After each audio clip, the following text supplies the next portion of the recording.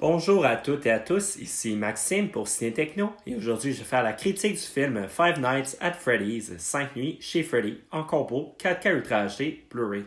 Le film est réalisé par Emma Tammy et membres d'être Josh Hutcherson, Elizabeth Lai, Kat Connor Sterling, Pippa Rubio, Mary Stuart Masterson et Matthew Lillard. Il est distribué par Universal Pictures et vous pouvez vous le procurer en magasin depuis le 12 décembre 2023. Mike habite seul avec sa petite sœur dont il est responsable. Il occupe un emploi de garde de sécurité dans un centre d'achat. Quand il perd cet emploi à la suite d'un malentendu, il est forcé d'accepter un poste de garde de nuit chez Freddy Fazbear's Pizzeria, un restaurant familial fermé depuis plusieurs années que le propriétaire tient à maintenir surveillé. Ce long-métrage est une adaptation de la série de jeux vidéo du même nom lancée en 2014 par Scott Cawthon. Five Nights at Freddy's est un film décevant qui n'arrive pas à faire peur et échoue à raconter une histoire intéressante. Il s'inscrit parmi les nombreuses adaptations de jeux vidéo au cinéma de piètre qualité. Une grande qualité du jeu est sa capacité de créer une atmosphère anxiogène avec peu de moyens. Le jeu original ne permettait que quelques actions aux joueurs, se limitant à l'observation de caméras de sécurité et à la fermeture de 2 portes. Même si le budget du film était un modeste 20 millions de dollars, le long-métrage est incapable de recréer les nombreuses frousses qui se retrouvaient dans le jeu vidéo. Le rythme est laborieux et les 110 minutes du film s'éternisent.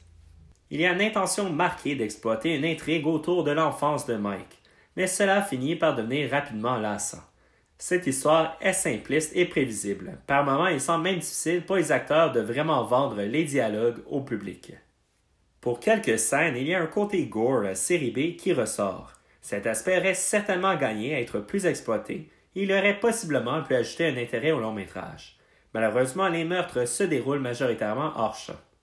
Josh Hutcherson, qui interprète le personnage principal de Mike, joue sans grande conviction. À sa défense, les textes ne viennent pas vraiment l'aider non plus. Le personnage de Vanessa, interprété par Elizabeth Lai, une policière particulièrement intéressée par Mike et la pizzeria, s'immisce difficilement dans le récit. Il est bien difficile de comprendre sa logique et son rôle. Matthew Lillard, la vedette du premier volet des films Scream, occupe un rôle de soutien, mais ses apparitions ne sont que trop brèves et n'arrivent pas à créer un effet. Emma Tammy à la réalisation a remplacé Chris Columbus, le réalisateur des premiers Harry Potter, qui était le premier réalisateur associé au projet. La nouvelle venue fait un travail correct. Certains plans de la pizzeria sont bien, sans plus. Le restaurant ouvre également la porte à un côté vintage années 80, mais cet aspect n'est que de passage. La musique de The Newton Brothers, les partenaires habituels du réalisateur Mike Flanagan, arrive à ajouter un peu à l'atmosphère d'horreur, trop souvent absente dans le long-métrage. Il faut également prendre le temps de souligner le travail de création des animatroniques provenant du Jim Henson's Creature Shop. Le transfert en 4K Ultra HD permet de bien apprécier l'univers obscur du film. C'est également le cas pour les néons et les éléments colorés du restaurant. Malgré la noirceur de l'environnement, l'image est très précise et détaillée. Piste sonore et format l'image. L'audio est disponible sur les 2 formats en anglais Dolby Atmos, en français Dolby Numérique 5.1 ainsi qu'en espagnol Dolby Numérique plus 7.1. Le Blu-ray contient également une piste en audio description anglaise 2.0. Les sous-titres sont sur les 2 formats en anglais pour malentendants, en français et en espagnol. Le format l'image du 4K Ultra HD est panoramique 2,00 par 1, Ultra HD HDR10. Pour le Blu-ray, il est panoramique de ratio 2,0 par 1, haute définition 1080 pixels. Pour les suppléments, ils sont seulement disponibles en anglais. Il y a les segments Five Nights at Freddy's, From Game to Big Screen, Killer Animatronics, Five Nights in 3 Dimensions. Ces 3 segments totalisent un peu moins de 20 minutes. Ils permettent d'en apprendre un peu plus sur des éléments de la production du film, comme les effets spéciaux et la création des animatroniques.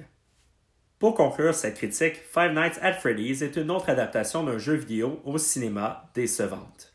Le long-métrage n'arrive pas à reproduire l'atmosphère anxiogène du jeu et malgré de bonnes intentions, le scénario n'est guère intéressant. Les fans risquent de trouver plus de plaisir à retourner au jeu original que d'écouter le film.